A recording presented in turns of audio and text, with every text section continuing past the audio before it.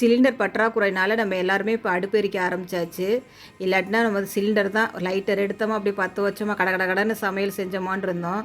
அதுக்கெல்லாம் இப்போ வந்து ரொம்ப நமக்கு வந்து கண் திஷ்டி மாதிரி ஆகிப்போச்சு பாருங்கள். இப்போ பிகினர்ஸ் கூட எல்லாருமே அடுப்பு எரிக்க ஆரம்பிச்சிட்டாங்க. விறகெல்லாம் பார்த்திங்கன்னா வெளியில் போகிற இடங்கள்லாம் விறகு பொறுக்க ஆரம்பிச்சிட்டாங்க. எல்லாருமே விறகு பொறுக்கி அந்த நாள் பழைய நாள் மாதிரியே எல்லாமே வந்து போச்சு. அந்த காலத்தில் நம்ம அம்மா அப்பாலாம் எப்படி இருந்தாங்களோ அதே மாதிரி இப்போ நமக்கு வந்து பழைய நிலைமைகள்லாம் வந்து போச்சு.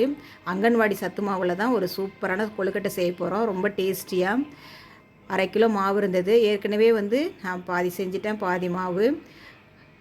1 கப் அரிசி மாவு அதோட கலந்துக்கலாம். 1 மூடி துருவின தேங்காய், 1 கப் வெல்லம், கொஞ்சம் போல் இனிப்பு தூக்கி கொடுக்கறதுக்காக உப்பு கொஞ்சம் சேர்த்து நல்லா பிசைஞ்சு கொடுத்துக்கலாம். நான் சுடுதண்ணி தான் ஊற்றி பிசைகிறேன்.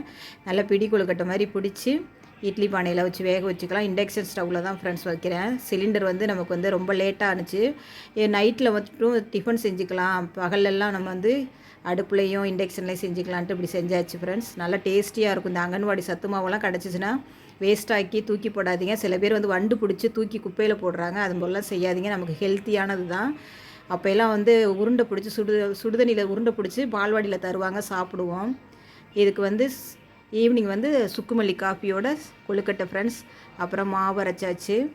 அதுக்கப்புறம் வந்து நைட்டு டின்னர் வந்து அடை தோசை ரெசிபி வந்து நான் அடுத்த வீடியோவில் போடுறேன் ஃப்ரெண்ட்ஸ். ரொம்ப டேஸ்டியான பஞ்சு போல் சாஃப்டான அடை தோசை நைட் இரவு. Like, share and subscribe.